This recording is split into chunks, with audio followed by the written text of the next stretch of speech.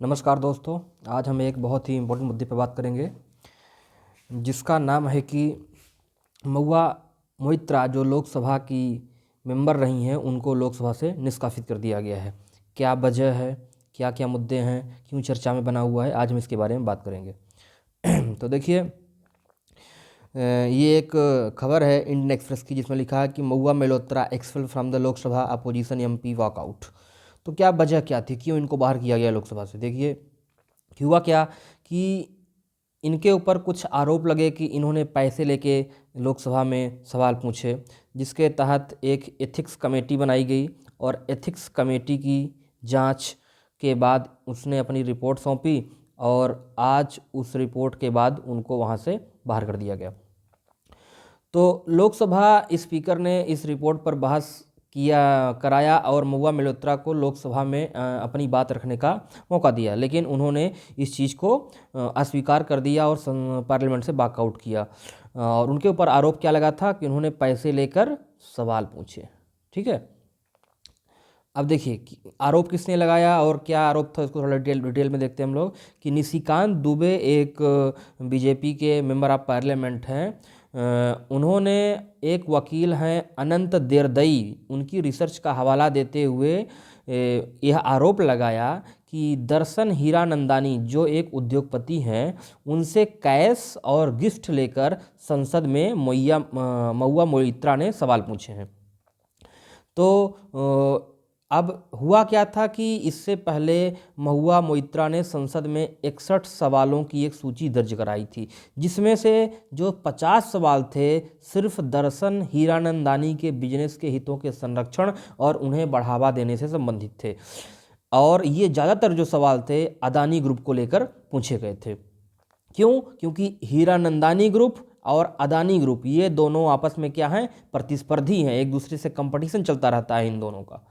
ठीक है, तो अब हम थोड़ा सा समझ लेते हैं कि महुआ मोइत्रा का क्या पक्ष था। देखिए, महुआ मोइत्रा अपने एक तरह से इनके मित्र थे दर्शन हीरा नंदानी को संसद का जो अपना लॉगिन और पासवर्ड है वो दे दिया था। और इन्होंने कहा कि कोई भी सांसद अपना सवाल खुद टाइप नहीं करता है, क्योंकि कोई अपना पीए के माध्यम से, कोई अपना किसी दूसरे कर्मचारी के माध्यम से टाइप कराता है। तो दर्शन हीरानंदानी ने पासवर्ड और लॉगिन आईडी लेके उनके दफ्तर के माध्यम से ये सवाल अपलोड कर दिए थे, क्वेश्चंस। अब इनके ऊपर आरोप जो लगा था कि इन्होंने पैसे लिए हैं, उन्होंने कहा कि हमने पैसे और तोहफे नहीं लिए हैं।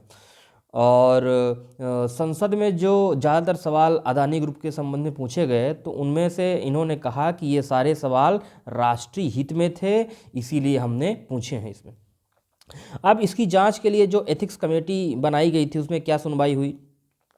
इस कमेटी ने सभी मुद्दों, सभी पक्षकारों को बुलाकर बात की और 2 नवंबर को महुआ मोइत्रा को भी एथिक्स कमेटी ने बुलाया था, और जबकि इन्होंने इसमें जाने से इनकार कर दिया था और इन्होंने बोला कि ये व्यक्तिगत सवाल पूछ रहे हैं। अब एथिक्स कमेटी के अध्यक्ष जो थे बीजेपी के सांसद विनोद कुमार सोनकर थे, उन्होंने ये सारे आरोप खारिज कर दिए, बोले कि ऐसा कुछ नहीं था। अब जो एथिक्स कमेटी थी उसने नैतिक आचरण और गंभीर अपराध के आरोप में महुआ मोइत्रा के खिलाफ कार्यवाही की सिफारिश कर दी। बोला कि ये अनैतिक है और बहुत गंभीर अपराध है, इसलिए इनके खिलाफ कार्रवाई की जानी चाहिए। एथिक्स कमेटी ने 10 नवंबर को अपनी रिपोर्ट लोकसभा स्पीकर को भेज दी थी। और जो लोकसभा कमेटी के जो एथिक्स कमेटी थी उसके सदस्य थे दानिश अली भी। ठीक है, और इन्होंने क्या कहा था, इस रिपोर्ट पे अपनी असहमति दर्ज कराई थी। वो एक मेंबर दानिश अली थे, उन्होंने अपनी असहमति दर्ज कराई। अब देखिए, अब हम इस पे बात करेंगे कि महुआ मोइत्रा के पास क्या विकल्प है अब, क्योंकि अब उनको तो एक्सपेल कर दिया गया है, तो वो एक्चुअल में जाएंगी सुप्रीम कोर्ट और संसद के निर्णय को चुनौती दे सकती हैं। और क्या कर सकती हैं, संसद के निर्णय को चुनौती देने के अलावा अब उनकी सदस्यता तो जा ही चुकी है, तो अगले लोकसभा चुनाव में चुनाव लड़ सकती हैं। या नहीं लड़ सकती हैं, ये संसद के फैसले पर निर्धारित है कि उनके जो चुनाव लड़ने पर भी रोक लगेगा कि नहीं लगेगा, ये चीज़ें अभी बाद में डिसाइड होगी, मतलब पार्लियामेंट डिसाइड करेगी।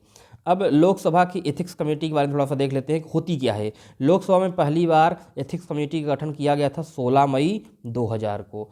इसमें कुल 15 सदस्य होते हैं, एक अध्यक्ष होता है और 14 अन्य सदस्य होते हैं। और सदस्यों का जो चुनाव होता है कौन करता है, लोकसभा अध्यक्ष के द्वारा किया जाता है। इसका कार्यकाल 1 वर्ष का होता है, ये बात ध्यान रखना।